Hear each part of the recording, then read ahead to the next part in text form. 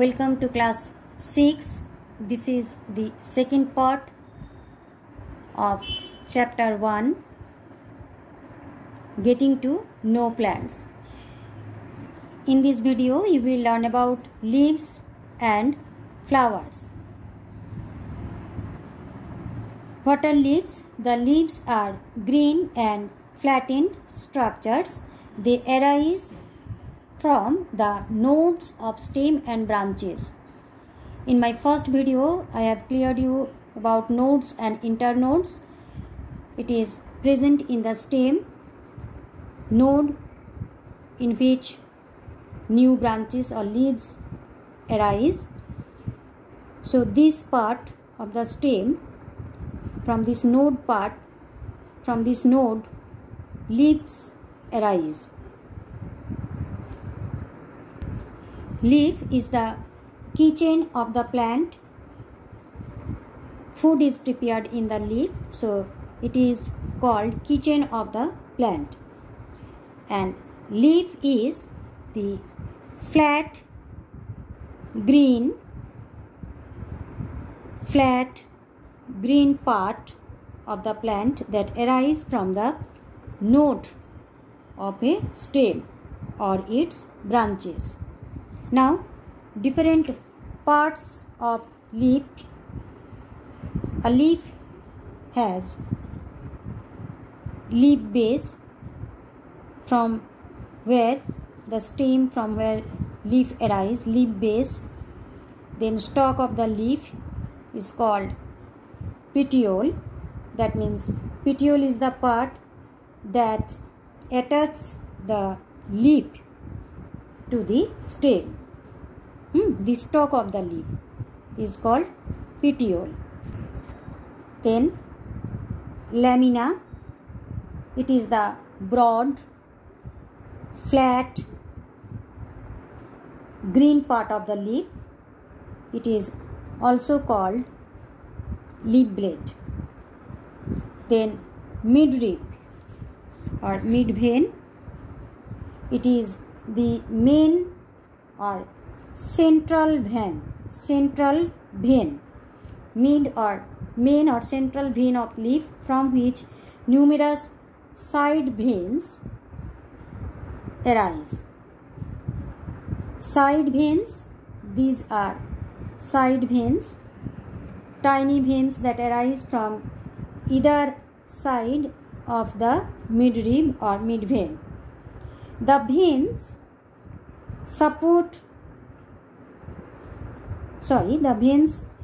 transport food and water and provide support to the leaf. Okay, the veins transport food and water and provide support to the leaf. So these are the different parts of a leaf: petiole, lamina, midvein, veins. Clear? Now, if we hold a fresh leaf in front of sunlight, we observe that the network which is formed by the veins, it is called venation. So, what is venation? The network formed by the veins is called venation or leaf venation. Venation are of two types: parallel venation and reticulate venation. Parallel venation: banana, paddy, maize, grass. In these plants, we observe parallel venation. Pumpkin, neem, mango, rose, hibiscus. These plants, the leaves of these plants, they have reticulate venation. Here in this picture, you observe this is reticulate venation. Now, what do you mean by parallel venation? Before starting the parallel venation, Here, what do you mean by leaf venation? Leaf venation, it is the design or pattern made by the veins in a leaf. I have already told you, it is the network formed by the veins. It is called leaf venation. Parallel venation, the veins run parallel to one another. The veins run parallel to one another. It is called parallel venation. Look this picture. Here veins, they run parallel with each other.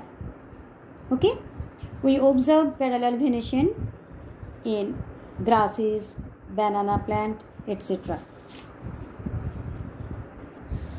In paddy, grass, we also observe parallel venation. Here veins, they run parallelly along with the mid vein. This is parallel venation. In reticulate venation, veins form a net-like pattern on both sides of the midrib.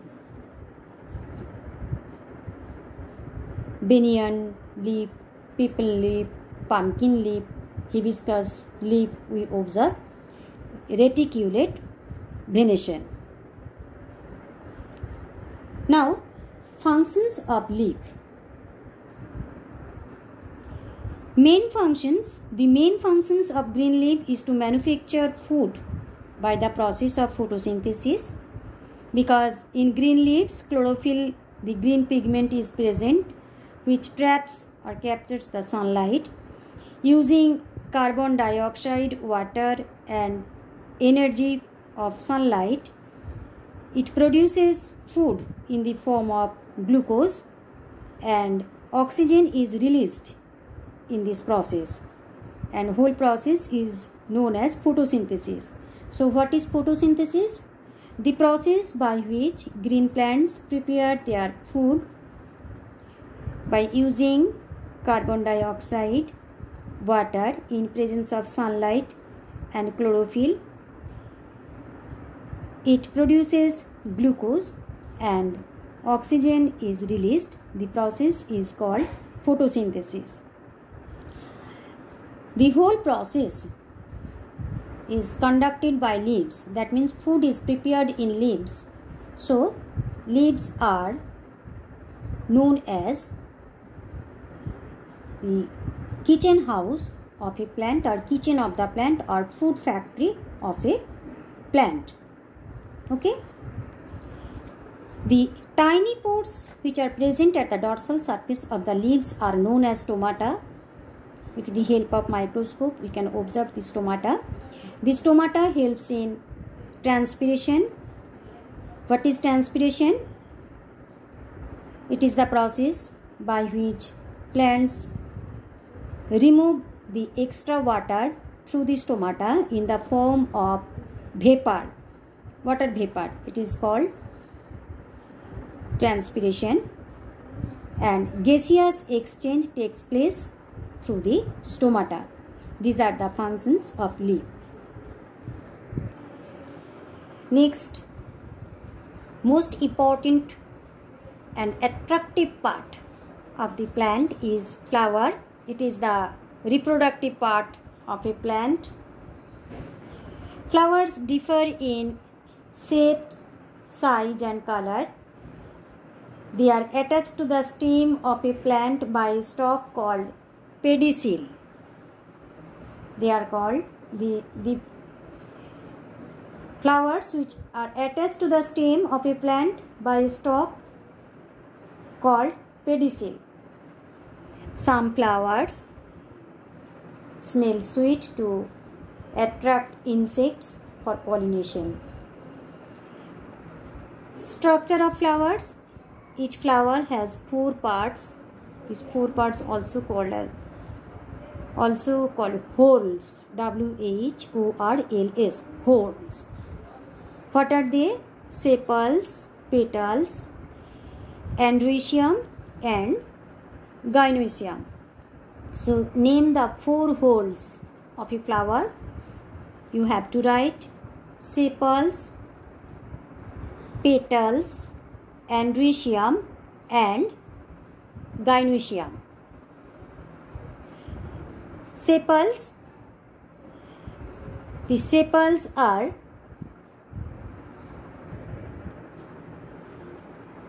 the outermost part of the flower, which consists of green leafy structure. Sepals cover and protect the flower when it is bud. That means when flower is bud in condition, sepals cover the bud and it protects this bud. Sepals protect the developing flower from heat, cold and other damages until it blooms. Now children, if this is the bud and this green structure, it is calyx, and if we cut the calyx into several in this way, we get sepals. Okay, so it protects sepals, protects the bud from insect, heat, cold and other damages, okay, until it blooms.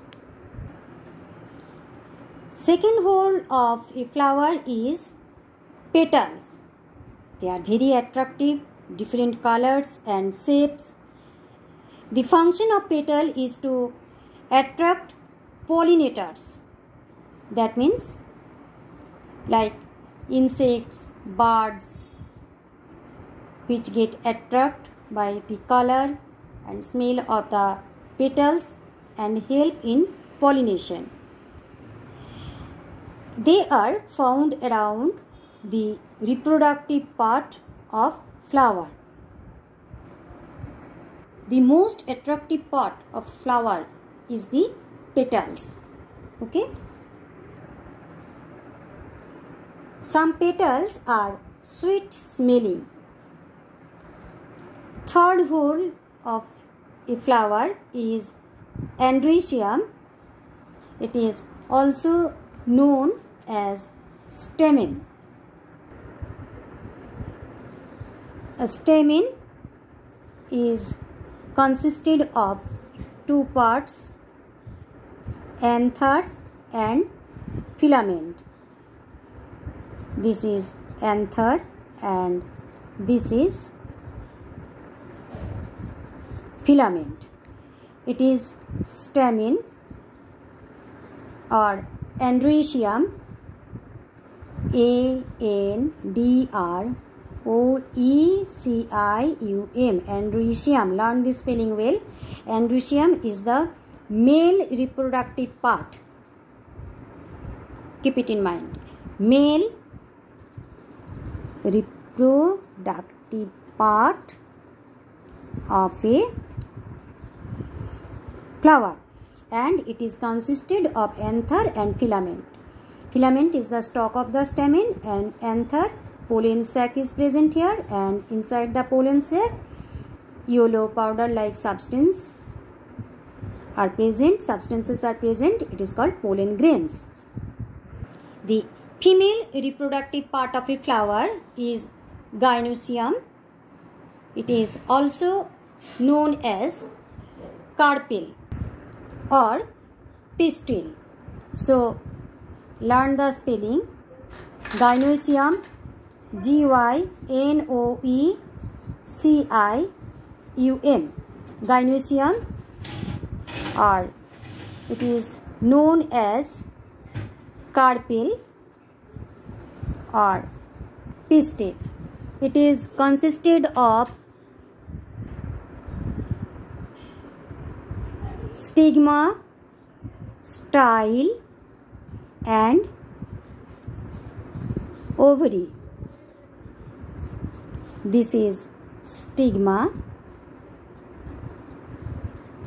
this is style and this is ovary. Ovary contains ovules. Ovary, matured ovary converts into fruits, whereas ovules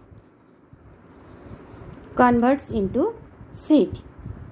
This is parts of carpel, and gynoecium or carpel is the female reproductive part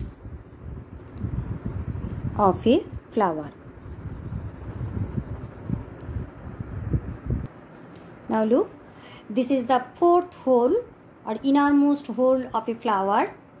That means it is gynoecium. It is the female reproductive part of the flower. It is also known as pistil. It is consisted of style, stigma, style and ovary. Ovary contains ovules. Matured ovary converts into fruit, whereas ovules are converted into seeds. Clear? Now, what do you learn this diagram well. Here the structure of a flower where 4 holes are present. Look here, I have already drawn in different parts. You have to arrange these parts in this diagram to form a complete flower. Now the term, what do you mean by a complete flower? Complete flower means flowers which contain the 4 holes. If 4 holes are present in a flower, then the flower is called complete flower. That means if sepals, petals, androecium, gynoecium are present, then the flower is called complete flower. Examples: peas, mustard, hibiscus, etc. And incomplete flowers, among 4 holes, if one or more hole is missing, that means absent. Among 4 holes, if one or more hole is missing, then the flower is incomplete flower, like date palm, mulberry, etc. And children, what do you mean by bisexual flower?